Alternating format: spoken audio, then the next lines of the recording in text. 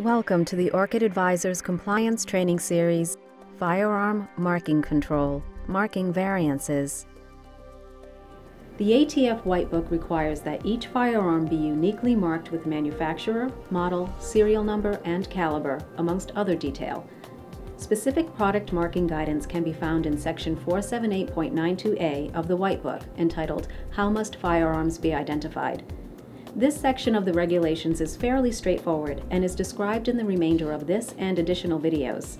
Manufacturing circumstances sometimes create the requirement for marking by two distinct entities.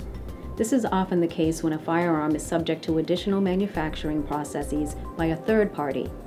Since the regulations require each manufacturer to mark the firearm, the potential exists that two sets of markings would be applied and confuse customers and law enforcement personnel during the tracing process.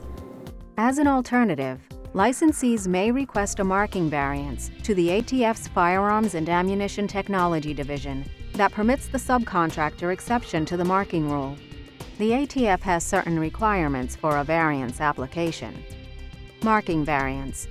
When a manufacturer places the markings of, and on behalf of another manufacturer, they must complete an ATF Form 3311.4, Application for Alternate Mean of Identification of Firearms. Marking variance. This form is required to be signed by responsible people from both manufacturer FFLs involved. Non-marking variance. ATF Ruling 2009-5 must be followed when a manufacturer performs a manufacturing process on behalf of another manufacturer and does not want to put their marks on the firearms. In this situation, the firearm is already marked with the original manufacturer marks, according to 478.92A, prior to being sent for further manufacturing.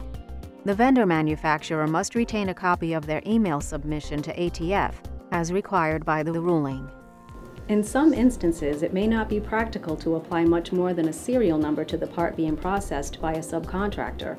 The ATF requires that each part is marked with a serial number and manufacturer. As an example, multiple manufacturers utilize serialized metal inserts in their polymer firearms. Although it is not a regulated item, it is advisable to control the serialized assets similar in nature to a completed firearm to assist with record-keeping practices. Thank you for watching this segment of our video training series.